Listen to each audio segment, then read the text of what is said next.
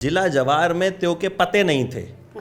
आप जिला जवार में केहू के पते नहीं थे। केहू के पते नहीं थे, मतलब जिला जवार में किसी को पता नहीं था। आप सोचेंगे मैं भोजपुरी क्यों बोल रहा हूँ। आम्रपाली की दादी ने उनसे बात कही थी कि भैया तुमको कोई जानता नहीं है, ठीक है। और उस वक्त वो सीरियल्स कर रही थी और बड़े हिट सीरियल्स कर चुकी थी, ठीक है। अब आप कहेंगे दादी ने ऐसा क्यों कहा था, आप बताइए क्यों कहा था।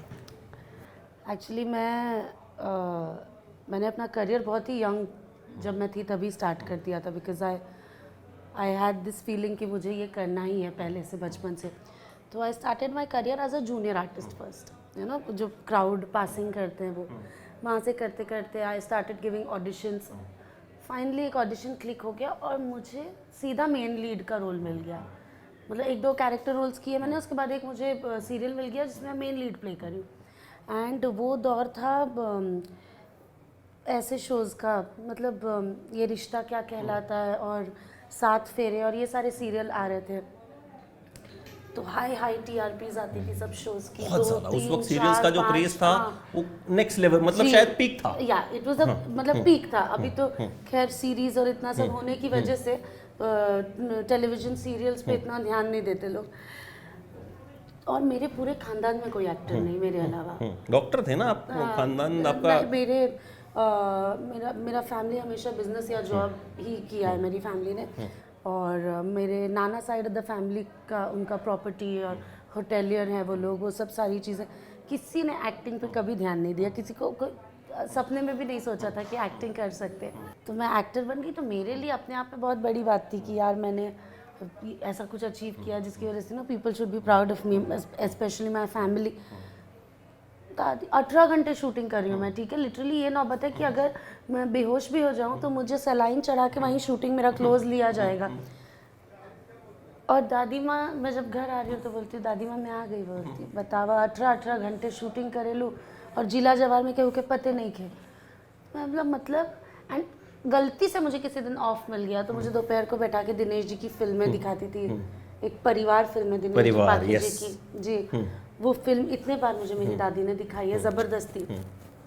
She wanted me to do Bhojpuri films, so like that's it. ये एक भोजपुरी फिल्म करके दादी माँ को दिखा दूंगी and then I will get back, you know, to my serials and I will carry on with my life.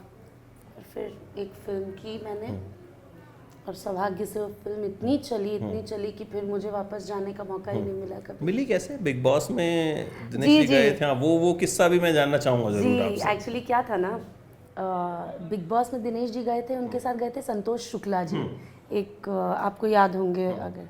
और संतोष शुक्ला जी और दिनेश जी की बहुत अच्छी दोस्ती थी।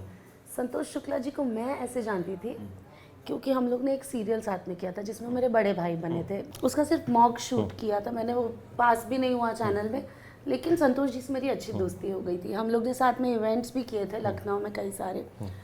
तो उनसे मैंने डिस्कस किया था कि यार देखिए इतना मैं मेहनत करती फिर भी मेरी दादी माँ का कहना ये है। तो जब वो बिग बॉस के घर से बाहर निकले उन्होंने मुझे कॉल किया और उन्होंने कहा कि यार मैं घर से निकला, मेरी जितनी दोस्त थी, जितने लोग, सबका फ़ोन आया, तुम्हारा कॉल नहीं आया। मैं बोला ऑनेस्टली मैं बिग बॉस कभी फॉलो नहीं करती हूँ संतोष जी, आपका भी मैंने 3-4 एपिसोड्स देखा था, पता नहीं मुझे बड़ा नेगेटिव वाइब्स लगता है बिग बॉस का, तो मैं ज़्यादा देख नहीं पाती हूँ। मुझे ऑफ़र भी करते हैं जब लोग कि आप आइए ये सीज़न करिए, सीज़न 13 से अभी तक ऑफ़र करूँ, मैं हिम्मत ही नहीं जुटा पाती। तो मैंने उनको कहा मैं देख नहीं पाई, I am so sorry. 1-2 episodes मैंने आपके देखे। तो मैं बोला निरहुआ याद है? तो मैं बोला जी वो उनको देखा मैंने आपके साथ, आप लोग की काफ़ी अच्छी दोस्ती थी वहाँ पे। तो बोले कि वो अपनी फ़िल्म के लिए कास्टिंग कर रहे हैं और उन्होंने मुझसे पूछा है कि कोई इंटरेस्टेड है क्या करने के लिए। तो आपने अपनी ग्रैंड मदर का बताया था, तो फिर मैं इसीलिए आपसे पूछ रहा हूँ सबसे पहले कि आपको करना है क्या। तो मैं बोला जी बिल्कुल। तो उन्होंने मुझे दिनेश जी का नंबर दिया, मैंने दिनेश जी से बात की। दिनेश जी ने बोला आपने क्या काम किया, मुझे कुछ लिंक शेयर करिए। मैं अपना लिंक शेयर की यूट्यूब का, मैं सो गई। दिनेश जी पूरी रात देखते रहे मेरा सीरियल। अच्छा। वो बताते हैं कि मैंने 9:30 बजे शुरू किया आपका सीरियल देखना और मैं सुबह के 4 बजे तक देखता रहा। और सुबह 4 बजे ही मैंने डायरेक्टर को फ़ोन किया सब भोर में कि मिठाई लेके आइए सर, आपकी हीरोइन पक्का आज फाइनल हो जाएगी। तो बोले कहाँ सर, आप लोग तो रोज़ 350 लड़कियों का शायद ऑडिशन ले चुके थे। हाँ बहुत सारी लड़कियों का ऑडिशन हुआ था। तो जब मैं गई नेक्स्ट डे मीटिंग हुआ everything got sorted. I signed the film. And then the rest is The rest history. is history by God's grace.